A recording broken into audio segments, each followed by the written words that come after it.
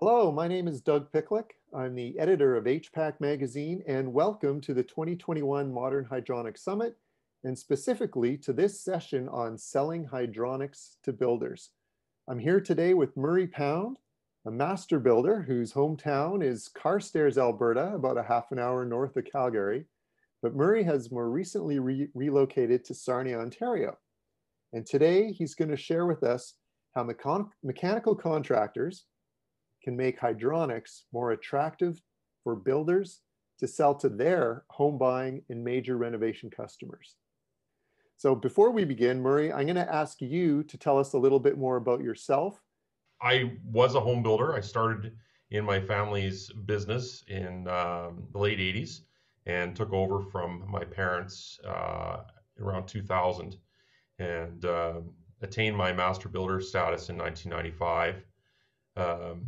And we built about 350 homes in central Alberta, primarily where Doug said I hailed from. I tended to be a very hands-on builder. We were on a smaller volume builder. And the one wonderful part about being a small volume builder or a small operator is that you had the opportunity to enjoy being the key person with your clients. So you interfaced with them from the design concept all the way to key turnover. And you learned a lot through that process with each client. And we became, or at least I became, a much better builder because we were interfacing in that way every day. And the other thing I think it did is it forced me to have a keener understanding of what market preferences were and options that were out there, what people were asking for, and always looking for solutions for our clients' needs. Now, I know in your years as a builder, I'm curious to know, how did you find and form relationships with your mechanical contractors? Well, typically, well, first and foremost, I was very lucky to have two wonderful contractors. My plumbing and my HVAC contractors, Terry and Byron, were with us for quite a long time, and I enjoyed that relationship with them. And any time that there was a question that a client had that I couldn't answer directly, they were always open to answering those questions for me. If they didn't know, they were great about doing the research and getting that content for me so that I could take it back to the client, be informed, have different solutions, maybe not just one solution, maybe not just one vendor's product. And oftentimes they would come with me and engage in meetings with the clients too when they had something particular that they wanted in the home. And did you ever have mechanical contractors kind of just approach you and pitch you for your business? And does that even work? Yeah, all the time. I think we were known as a very fair general contractor, and so a lot of people wanted our business, and we were constant. We were in business for over 30 years, so people looked at us as a stable general contractor, and so they were always trying to get our business. But loyalty is a big thing, and luckily we had struck upon two really good relationships in those areas.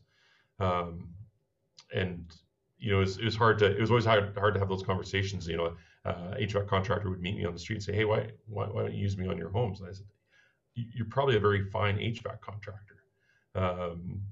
So that's a tough one, right? Yeah.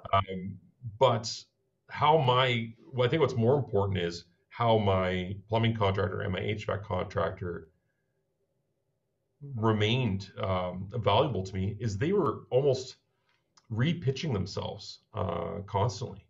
They would go to a seminar, or they would go to some function, or they would go to a convention, and they would come back with some new products or processes that potentially could make our homes better, more durable, more appealing in some way to the client. So my trades typically were repitching me all the time on process and products. Okay.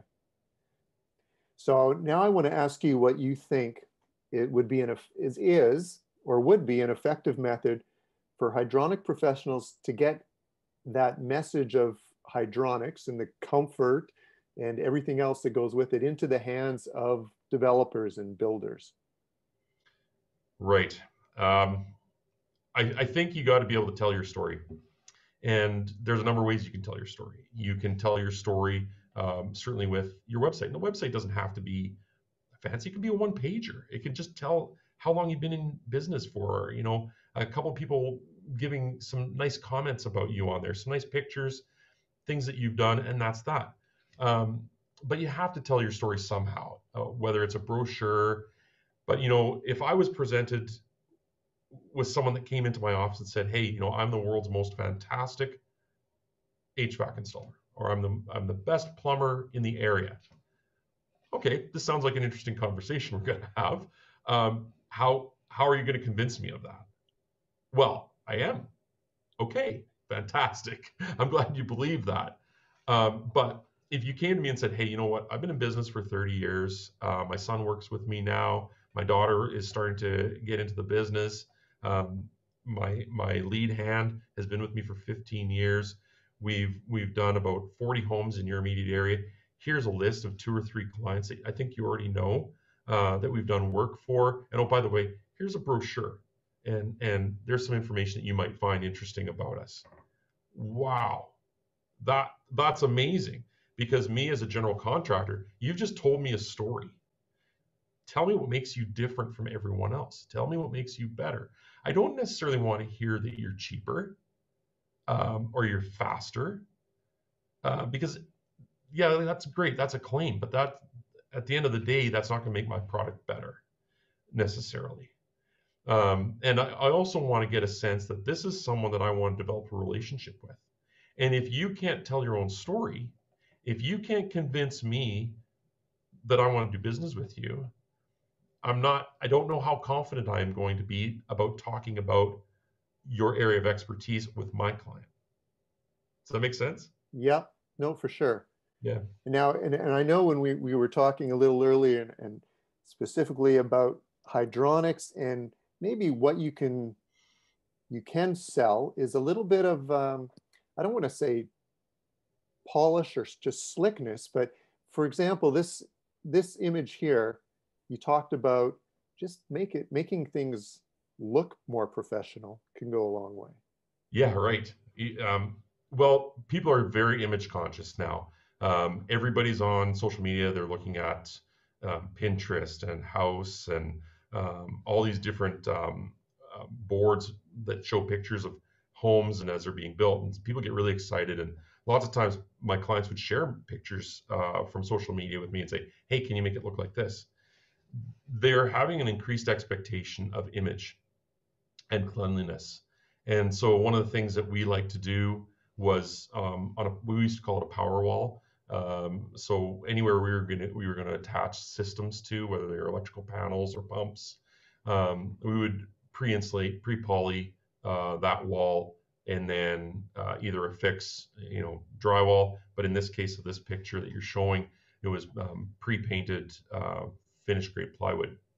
And then it was a really nice backdrop for my plumbing contractor to install all of his work, and it showcased his work, made it look really good. And the white was great because it reflected that light and it showed off how clean his work was. And I mean, I know that Terry was really proud of the work that he did for us, and it allowed us to showcase it a little bit. And man, a couple sheets of painted plywood doesn't add a huge cost. But and I've seen way nicer installations than the picture. This is one of our homes, but I've seen very extravagant installations that are beautiful, right? Yes. And but I think this tells the story a little bit.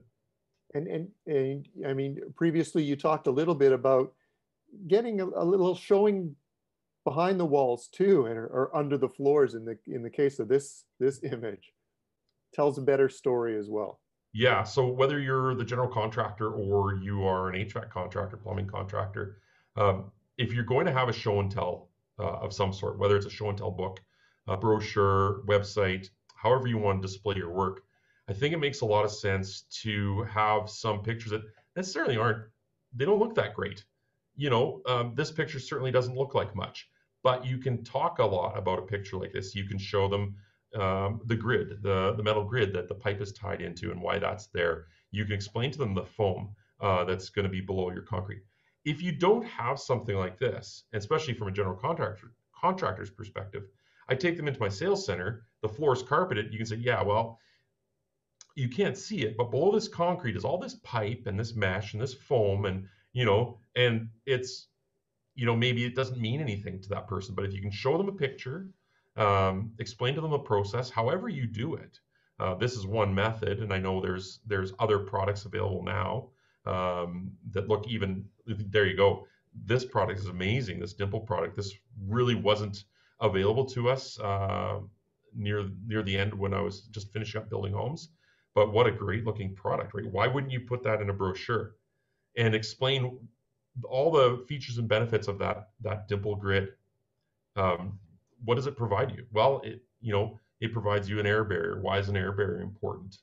And you can go, and that might take you off on a conversation with the client. It might not, but it looks nice. It looks ordered, and the pipe is a pretty orange color. It looks attractive. Show that off, and it's a nice launch point for explaining what you do and why all these elements are. Yeah, there's a great picture too. If you're going to do it, I think you should always show one of yourself or one of your leads or a member of your team in there actually installing the product, because there's another talking point. Let's call this fella, I'm sorry for whoever this was, but let's call this fella Jim. And you're talking to your client. Jim's been with us for 15 years. He was a graduate of this technical college locally. He comes with us with a lot of great information. You'll probably meet him while we're doing the basement, and I can explain to you what he's doing here if you'd like to know. That so pictures tell 1,000 words, but it gives you an opportunity to tell your story too. Right. In hydronics, I mean, there's a lot of stories to tell. I know earlier you had mentioned, perhaps when you're pitching someone, you can talk about different grades of a hydronic package as well. The warm floor, warm towels, even heat throughout the house, and maybe even talk about the snow and ice melt solutions that are possible too. Sure, it probably wouldn't be a bad idea to come up with a ballpark per square foot price and you're right, maybe come up with packages. So maybe a package is just pre-piping the basement, pre-piping the garage, and then different ways of adding heat to that system, whether you're going to use a boiler system and just a conventional hot water tank. Are you going to use a mass storage tank? Are you going to integrate a line set, an air conditioner line set, and have some of those broken out, and maybe have a menu with some current pricing if you want to go that far. But you could show all these different levels that you could either offer to the builder directly and say, for this amount of investment per square foot, we can do this to your house, this, and this. Well, now for me as a builder, I can say, all right, it's going to cost me $2.30 a square foot to add this to the home. Yep, I can afford that. And not only that, I can phone my client up and say, hey, by the way, I was just talking to my contractor, and for X number of dollars, we can pre-pipe your basement. What do you think? So, and then some people don't even know about towel warmers. Some people don't know about, running pipe underneath the granite in an island and making the granite nice and warm. Those towel warmers are fantastic, by the way. If you've ever stayed in a hotel that has those, are great. Having heat in your bathroom underneath the tiles, it's fantastic too, right? So having those in your literature, assuming that these are things that your client's going to want. And people are very well educated these days. They've been to a fancy hotel room. They have a friend that has an expensive home that has some of these elements in them. So I think you're remiss if you don't talk about them. Right. And again, you're selling that convenience or comfort and convenience in some of these situations as well. Absolutely. And are you selling it, or are you offering something to your client that they would want? And that was a conversation I always used to have with my clients. I'm saying, I'm not trying to pad the project here. but I'm going to ask you these questions so that 5 years from now, when we're walking down the street and we run into one another, because it's a small town I lived in, and you say, why didn't you offer me in-floor heat in my house? I don't want to have that conversation. So offer them everything at the front end. Is this something you considered? Would you look into this? Would you be willing to invest in something like this? And let them answer you yes or no. And at least you've asked, right? So, and you might be surprised what they tell you. Yeah. We're just about ready to wrap up. So I'm just wondering if you have any last advice to give our hydronics industry about selling hydronics to builders. Yeah. So I think here's some catchphrases and some bullet points that you might want to think about if you're going to build a brochure, if you're going to put something on a website. Talk about people's feet being warm. Talk about the air not being as dry and your skin being more comfortable in the winter. Maybe the system's going to be a little quieter. It's out of sight, out of mind. You can talk about durability, and you can come up with ways about talking about durability. Believe it or not, durability is a really interesting talking point with some people, and it's not promoted a lot in our industry. But people don't want to have to keep respending on things. They want things to be last a long time. Of course, you can talk about energy savings, but relate energy savings to something that's human. Relate it to the amount of money that you're going to save that you can pay for groceries next month. Everything's been greenwashed. So get away from just talking about energy savings. Relate it to something that client is going to spend their money on every month. You can talk about reducing cold spots, more even heat. I think some people love to hear about that their back isn't going to be cold if their back is to the dining room window when they're playing cards with their friends. And then lastly, resale. Resale's a really good argument for hydronic heat. Everybody loves to know that there's pipe in the floor. Even if you don't hook it up to a system, if it's pre-run, that's great for resale because they know they can hook it up. So having some selling points that touch on emotion and touch on how someone lives within their space is more important than just talking about you're going to save money. Make it human as much as you can. Awesome. Yeah. Thank you. Thank you very much, Murray. This was great. I think there were definitely some lessons learned. And I think the people watching are going to have to have a lot of stories to tell. And hopefully they'll get out there and tell those stories. Well, I haven't met a contractor that doesn't have a story to tell. And they're great stories. And don't be afraid of telling your story. Very good. That's a positive note to end on. And I'd like to thank you again, Murray, and thank everyone who's watching and taking part in our 2021 Modern Hydronics Summit. Hope to see you in another session later today or tomorrow. Thanks again. I hope to see some of you in person someday. That would be nice. That would be nice. Hopefully we'll be doing this in person before too long.